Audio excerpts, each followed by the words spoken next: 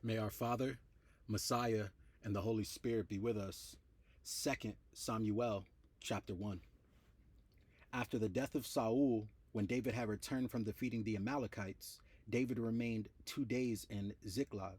On the third day, a man came from Saul's camp with his clothes torn and dirt on his head. When he came to David, he fell to the ground and did obeisance. David said to him, "Where have you come from?" He said to him, "I have escaped from the camp of Israel." David said to him, "How did things go? Tell me." He answered, "The army fled from the battle, but also many of the army fell and died, and Saul and his son Jonathan also died." Then David asked the young man who was reporting to him, "How do you know that Saul and his son Jonathan died?" The young man reporting to him said, "I happened to be on Mount Gilboa, and there was Saul leaning on his spear, while the chariots and the horsemen drew close to him. When he looked behind him, he saw me and called to me. I answered, 'Here, sir.' And he said to me, 'Who are you?' I answered him, 'I am an Amalekite.' He said to me, 'Come, stand over me and kill me, for convulsions have seized me, and yet my life still lingers.' So I stood over him and killed him, for I knew that he could not live after he had fallen. I took the crown that was on his head and the armlet that was on his arm, and I have brought them here to my Lord." Then David took hold of his clothes and tore them, and all the men who were with him did the same.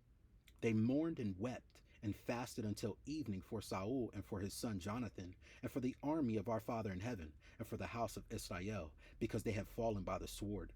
David said to the young man who had reported to him, "Where do you come from?" He answered, "I am the son of a resident alien, an Amalekite." David said to him, "Were you not afraid to lift your hand to destroy our father's anointed?" Then David called one of the young men and said, "Come here and strike him down." So he struck him down and he died. David said to him, "Your blood be on your head, for your own mouth has testified against you, saying, 'I have killed our Father in heaven's anointed.'" David intoned this lamentation over Saul and his son Jonathan. He ordered that the song of the bow be taught to the people of Judah. It is written in the book of Jasher. He said, "Your glory, O Israel, lies slain upon your high places. How the mighty have fallen! Tell it not in Gath. Proclaim it not in the streets of Ashkelon, or the daughters of the Philistines will rejoice. The daughters of the uncircumcised will exult. You mountains of Gilboa, let there be no dew or rain upon you, nor bounteous fields. For there the shield of the mighty was defiled, the shield of Saul, anointed with oil no more.